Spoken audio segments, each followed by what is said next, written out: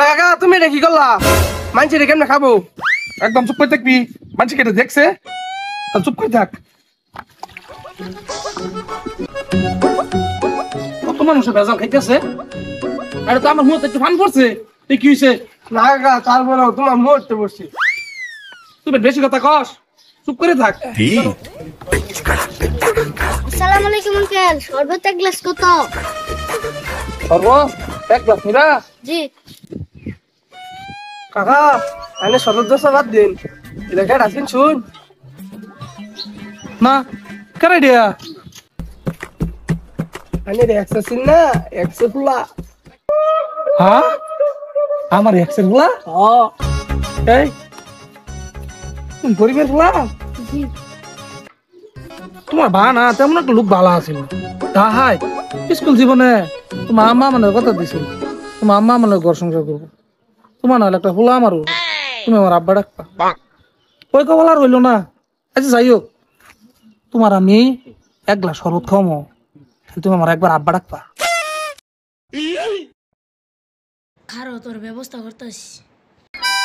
আচ্ছা ঠিক আছে, আমার আগে শরবত খাই না।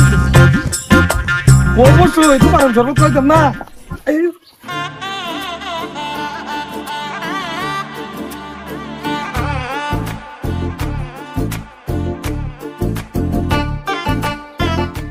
বলুন চোখটা বন্ধ করুন। মা দাঁড়ছে। কি করে?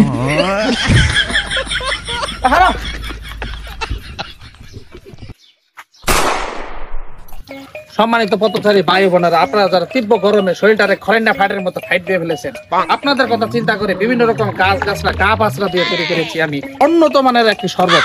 এই শরবতের নাম হলো মৌতে মহব্বত। ভাই কলিজা ঠান্ডা করার মতো শরবত, আপনারা খেয়ে যান। বুঝলাম মানে শরবত তো ভালো, তাই শরবত নামই রাখে মৌতে মহব্বত। কারণ এই শরবত খেলে মানুষের বাচ্চা থাকার ইচ্ছা হয় না। এই মিয়া মানুষ শরবত খায় শরীর ঠান্ডা হবার লিগা, আর আইনি কথা শুনে শরবত খেলে মানুষ বাচ্চা থাকবে না। এটা কিন্তু শরবত। আচ্ছা আগে সব বাদ দাও, আমার বরফ দেওয়া লাগে, এক গ্লাস শরবত দাও। তুমি শরবত না খেলে আমার ভালোই লাগে না। বাইরে একবার শরবত দাও।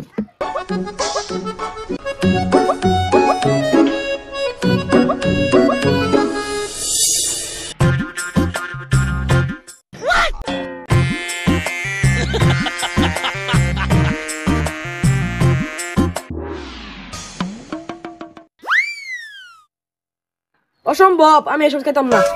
এই মিয়া এই শরবত তুই খাবো, মুখ তো বরফ ভেঙে দিলা।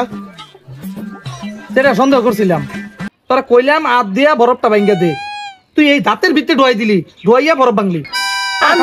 আমি কি করবো? আমি তো হাতের মধ্যে ভাঙবার নিছিলাম, হাতও দুঃখ পাইছি দেখে আবার দাঁত দিয়ে ভাঙছি। ঠিক হয়েছে, আমি সকালে দাঁত ব্রাশ করছি না। এই মিয়া দাঁত ব্রাশ দিকে কি হইছে? তোমার মুখ ডাঙ্গে খাওয়া লাগবো, আমরা খাইতাম না। আমরা খাইতাম না।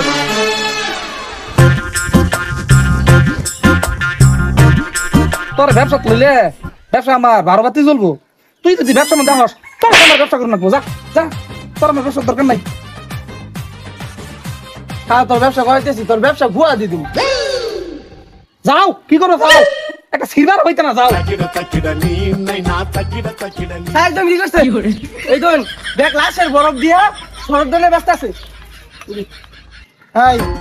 আপনি এখানে কি বিক্রি করতেছেন?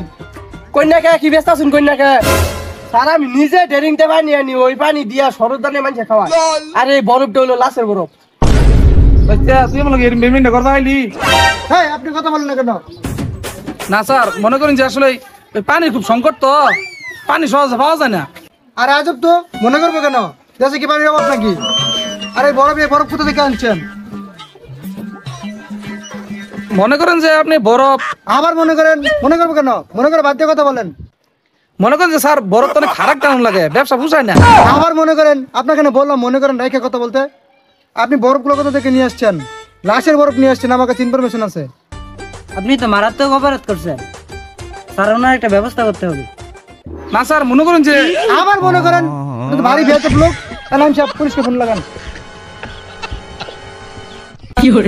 আপনি এখানে জলদি পুলিশ গাড়ি পাঠান, আমি আপনাকে লোকেশন শেয়ার করে দিচ্ছি।